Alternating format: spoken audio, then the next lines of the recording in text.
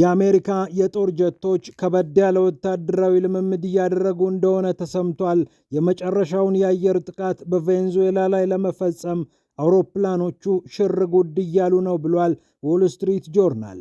የአሜሪካው ፕሬዝዳንት ዶናልድ ትራምፕ የቬንዙዌላ የአየር ክልል እንደተዘጋ ቁጠሩት ማለታቸው ደግሞ ከቬንዙዌላ ከባድ ምላሽ አምጥቶባቸዋል። ቬንዙዌላም የራሷን ዝግጅት እያደረገች ትገኛለች። በአካባቢው ከፍተኛ ውጥረት የተፈጠረ ሲሆን ከመቼ መቼ ጥቃቱ ይፈጸማል በሚል ብዙዎች እየሰጉ ይገኛሉ። ታዲያ የአሜሪካ ፖለቲከኞችን ለሁለት የከፈለው የትራምፕ ማስፈራሪያ ከገዛ ሪፐብሊካን ፓርቲያቸውም ጭምር ውግዘት እንዲመጣባቸው አድርጓል። ፒያሳ ኔትወርክ በዝርዝር ይመለከተዋል።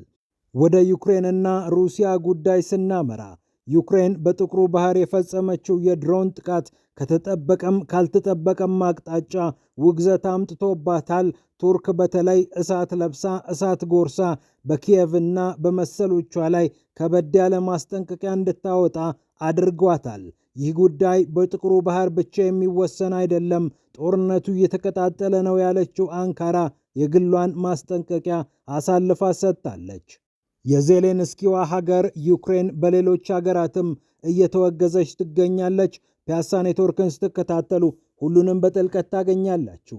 ፒያሳ ኔትወርክን ሰብስክራይብ፣ ላይክ እና ሼር በማድረግ የፈጣን የተአማኒና የጥልቅ ዘገባዎች ቤተሰቡን ስንል በአክብሮት ጋብዘናል። አሁን ወደ ጉዳዮቻችን አለፍን። ቀዳሚው ያደረግነው ጉዳይ የአሜሪካንና የቬንዙዌላን ፍጥጫ ነው።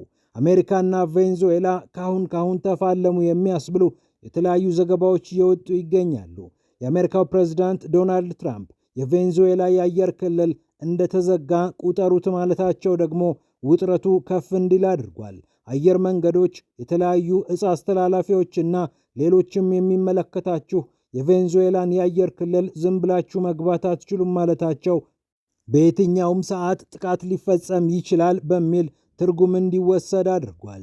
የቬንዙዌላ የውጭ ጉዳይ ሚኒስቴር ግን ይህ ህገወጥና ፍትሐዊ ያልሆነ ማስፈራሪያ ነው ሲል መግለጫ ሰጥቶበታል። የአሜሪካን መንግስት በቅኝ ግዛት አስተሳሰብ የሚመራ ሲልም አውግዟል። የቬንዙዌላ የውጭ ጉዳይ ሚኒስቴር ከ20 በላይ ጥቃቶችን ያደረገችው አሜሪካ በካሪቢያን አካባቢ የሚመላለሱ የተለያዩ ጀልባዎችን እጽ ስታመላልሱ አግኝቻቸዋለሁ ብላ ጥቃት ፈጽማ በዚህም ጥቃት ከ80 በላይ የሚሆኑ ዜጎች ሕይወታቸው እንዳለፈ ተሰምቷል። ኮሎምቢያም ሳይቀር አሳስጋሪዎቼ ተመቱብኝ፣ ተገደሉብኝ ማለቷ የሚታወስ ነው። የአሜሪካው ፕሬዝዳንት ዶናልድ ትራምፕ ከቬንዙዌላ አቻቸው ከኒኮላስ ማዱሮ ጋር በሚስጥር ስልክ አውርተዋል የሚለውን የኒውዮርክ ታይምስ ዘገባ የሰማ ሰው ምናልባት ሰውየው ሊደራደሩ ይሆናል ይህንን ያደረጉት በሚል ቅኝቱን ቢመለከተውም፣ ነገር ግን የአሜሪካው ፕሬዝዳንት ዶናልድ ትራምፕ ጥቃት ሊፈጽሙ እንደሚችሉም አንዳንድ ምንጮች እየታዩ ይገኛሉ። ዎል ስትሪት ጆርናል ይዞት የወጣው መረጃ የአሜሪካ የጦር ጀቶች ቬንዙዌላን እንደሚደበድቡ በማሰብ ከበድ ያለ ወታደራዊ ልምምድ ሲያደርጉ ነበር መረጃ ደርሶኛል ብሎ በዘገባው አስፍሯል። የአሜሪካው ፕሬዝዳንት ዶናልድ ትራምፕ አንድም እያስፈራሩ መደራደርን አንድም እያስፈራሩ መምታትን ለምደዋልና የትኛውንም ነገር ሊያደርጉ እንደሚችሉ ይነገራል። ምናልባት የኒኮላስ ማዱሮን መንግስት ስለማይፈልጉት ሊጥሉት ይሻሉና ጥቃቱን ሊፈጽሙት ይችላሉ የሚሉት በአንድ ወገን፣ በሌላ በኩል ደግሞ የፈለጉትን ነገር እጅ ጠምዝዘው የፈለጉትን ያስፈጽማሉ የሚሉት ደግሞ እየተሟገቱ ይገኛሉ። የማይገመቱት ትራምፕ በየትኛው ምድብ ይወድቃሉ የሚለው የሚታይ ይሆናል። ምክንያቱም ኢራንን አስፈራርተው ደብድበዋል፣ ሌሎችን ደግሞ እንደበድባለን ብለው ሳይነኩ ቀርተዋል። የአሜሪካው ፕሬዝዳንት ዶናልድ ትራምፕ ሁሉም የአየር ክልል ወደ ቬንዙዌላ የሚወጣውም የሚገባውም እንደተዘጋ ይቆጠር ማለታቸው የቬንዙዌላን የአየር ክልል የሚያዙበት ያስመስላቸው ነበር። ይህን ተከትሎም የተለያዩ አስተያየቶች እየተሰጡ ይገኛሉ። ዴሞክራቱ ቻክ ሹመር እንዲህ አሉ። የአሜሪካው ፕሬዝዳንት ሀገራችንን ወደ አላስፈላጊ ከፍተኛ ዋጋ ወደሚያስከፍል ጦርነት እየመራን ይገኛል። እናም ይህ ነገር መቆም አለበት። ሴኔቱ ሳያውቅ ምንም አይነት የውጭ ጦርነት ውስጥ ልንገባ አይገባም ሲሉ በኤክስ ገጻቸው አስቀምጠዋል። ሕገ መንግሥታችን ይህንን ይላል፣ ኮንግረሱ ብቻ ጦርነትን ያውጃል ሲሉም አስፍረዋል። ከሪፐብሊካን ፓርቲያቸው በኩልም እንዲሁ ቅያሜና ውግዘት እየመጣባቸው ይገኛል። ታይለር ግሪን አንደኛው ውግዘት ካቀረቡ ሰዎች መካከል ይጠቀሳሉ። ለማስታወስ ያህል ብቸኛው ጦርነት የማወጅ ስልጣን ያለው ኮንግረሱ ነው ሲሉ ነው እርሳቸውም መልእክታቸውን ያስተላለፉት።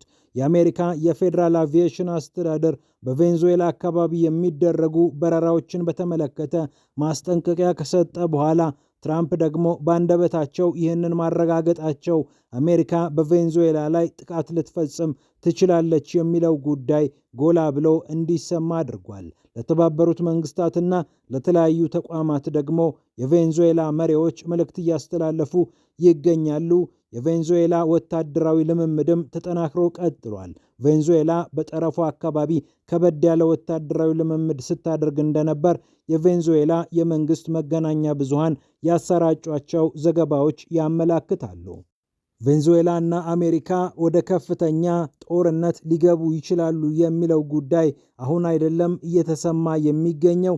የአሜሪካ መንግስት ያሰማራቸው የጦር ሰራዊት አባላትም ይህንን በሚገባ እያመሳከሩ ይገኛሉ።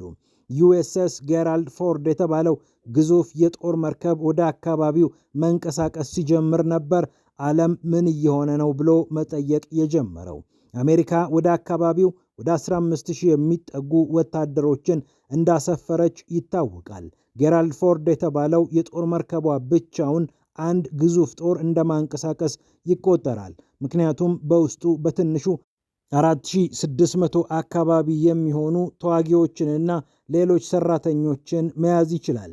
ከ90 በላይ አውሮፕላኖችን ማሳረፍ ማንደርደር የሚችለው ይህ ግዙፍ መርከብ በትንሹ ለግንባታው 13 ቢሊዮን ፓውንድ አካባቢ እንደወጣበት ወይም ወጪ ሊደረግበት እንደሚችል የቢቢሲ ዘገባ ይጠቁማል። በነገራችን ላይ የጌራልድ ፎርድ ርዝመት ምናልባት በዓለም ላይ ስመጥር ከሆኑ አንዳንድ ግዙፍ ግንባታዎች ጋር የሚስተካከል ነው። አይፈል ታወርን ጨምሮ ከተለያዩ ግንባታዎች ጋር ሲነጻጸር በቁመት የሚበልጥበት አጋጣሚም አለ። ጌራልድ ፎርድ 337 ሜትር ያህል ወደ ላይ ይረዝማል። አይፈል ታወር ግን 330 ሜትር ነው የሚረዝመው። ማለትም ጌራልድ ፎርድ በ7 ሜትር ርዝመት ይበልጣል። ከዝነኛው የኒውዮርክ ኤምፓየር ስቴት ቢልዲንግም በመጠኑ ብቻ ያንሳል። ይህ ግዙፍ የጦር መርከብና አጠቃላይ የጦር እንቅስቃሴው አሜሪካ በአካባቢው ከ1989 እንደ አውሮፓውያን አቆጣጠር በኋላ ያሰፈረችው ግዙፍ ኃይል ሆኖ ተቀምጧል። ፓናማን በ1989 እንደ አውሮፓውያን አቆጣጠር ስትወር ነበር አሜሪካ ይህን ያህል ግዙፍ ጦር ያንቀሳቀሰችው። ታዲያ አደንዛዥ ዕፅ ነጋዴዎችን ነው ለመመከት ወደ አካባቢው እየተንቀሳቀስኩ የሚለው የትራምፕ ንግግርና አመክንዮ ብዙዎችን የማይዋጥላቸው ለዚህ ነው። የቬንዙዌላ መንግስትም ይህንን በተመለከተ በተደጋጋሚ ሲናገር የእኛን መንግስት መጣል እንጂ አደንዛዥ ዕፅ ነጋዴዎችን መመከት የትራምፕና የመንግስታቸው ሐሳብ አይደለም የሚል አስተያየት በተደጋጋሚ እየተነሳ ይገኛል። የሚነሳውም ለዚህ ነው። የአሜሪካው ፕሬዝዳንት ዶናልድ ትራምፕ በምስጋና ቀን ላይ የተናገሩት ንግግር ሊያውም ሰራዊታቸውን ሰብስበው ወደ ቬንዙዌላ እንሄዳለን፣ በምድርም የተለያዩ ጥቃቶችን ልንፈጽም እንችላለን ብለው ነበር ቃል በቃል የተናገሩት። የአሜሪካው ፕሬዝዳንት ዶናልድ ትራምፕ ጦረኛ የሆነ መንገዳቸውን በተለያዩ መንገዶች ቢያቆሙትም ቬንዙዌላ ላይ ግን ይህንን ጦረኛ መንገዳቸውን እያቆሙት አይመስልም። በበዓለ ሲመታቸው ላይ የተናገሩት ነገር ግን ይህንን አይመስልም ነበር። ያኔ ሲናገሩ እንዲህ አሉ። ስኬታችንን የምንለካው በምንፈጽማቸው ጦርነቶች ወይም ደግሞ ድል በምናደርግባቸው ጦርነቶች ብቻ ሳይሆን በምናስቀራቸውም ጦርነቶች ነው ብለው ነበር። ለማንኛውም በቬንዙዌላ አካባቢ ያለው ውጥረት አሁን ከሚታሰበው በላይ አስጨናቂ እየሆነ ይገኛል። ወደ ዩክሬን ጉዳይ እናምራ። ዩክሬን በጥቁሩ ባህር አካባቢ የፈጸመችው ጥቃት ብዙዎችን አነጋግሯል፣ ውግዘትም አስከትሎባታል። ቱርክ ጠረፍ ጠባቂ ኃይሏን ወደ አካባቢው ለማሰማራት ሳይቀር የሞከረችበት ይህ ጥቃት 2 የሩሲያን ነዳጅ ጭነዋል የተባሉ መርከቦችን ያጠቃ እንደነበር ይታወቃል። በአካባቢው የሚንቀሳቀሱ አነስተኛ የሆኑ የዩክሬን ድሮኖች አካባቢውን በእሳት ሞልተውታል። ቱርክም ተቆጥታ ጦርነታችሁን ጥቁሩ ባህር አካባቢ አትምጡብኝ፣ ከሁሉም ወገኖች ጋር እመክራለሁ፣ እንዲህ አይነት እርምጃ ልክ አይደለም ብላለች። ኤስቢዩ እየተባለ የሚጠራው የዩክሬን የደህንነት አገልግሎት ደግሞ ጥቃቱን እንደፈጸመ የተለያዩ የመገናኛ ብዙሃን እየዘገቡ ይገኛሉ። ዩክሬን ጥቃቱን ፈጽመዋለች የተባለው ኖቮሮሲክ በሚባለው የሩሲያ ወደብ ላይ ሲሆን ወደዚህ ወደብ ይንቀሳቀሱ የነበሩ 2 የሩሲያ ነዳጅ ጭነዋል የተባሉ መርከቦች ላይ ነው ጥቃቱ የተፈጸመው። የዩክሬን ደህንነት ኃይሎች እንዲህ አይነት ጥቃቶችን በመፈጸም የሩሲያ ነዳጅ እንዳይሸጥ ለማድረግ እንቅስቃሴ ሲያደርጉ መቆየታቸው የሚታወስ ነው። ጠረፍ ጠባቂ ኃይሏን ወደ አካባቢው አሰማርታ በዩክሬን የተመቱትን የመርከቡን ሰራተኞች አድና መግለጫ ያወጣችው ቱርክ አካባቢው ኢኮኖሚያዊ ጥቅሜ የሚጠበቅበት ኢኮኖሚያዊ ዞን ነው ብዬ የወሰንኩት ስለሆነ በዚህ ዞን የሚፈጸምን ጥቃት አወግዛለሁ፣ በጥቅሜ አልደራደርም ብላለች።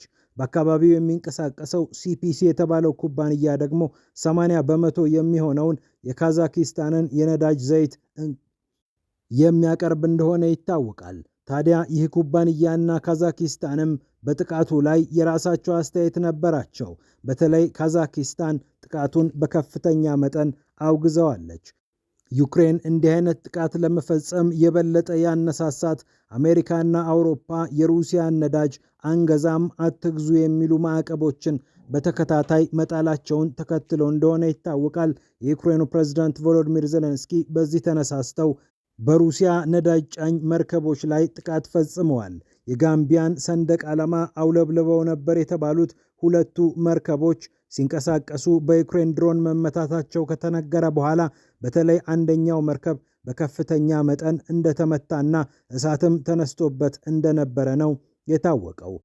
ፒያሳ ኔትወርክን ስትከታተሉ ስለቆያችሁ ክብረት ይስጥልን ብለናል። ፒያሳ ኔትወርክን ሰብስክራይብ፣ ላይክ እና ሼር በማድረግ የተአማኒ የፈጣንና የጥልቅ ዘገባዎች ቤተሰቡን ስንል በአክብሮት ጋብዘናል።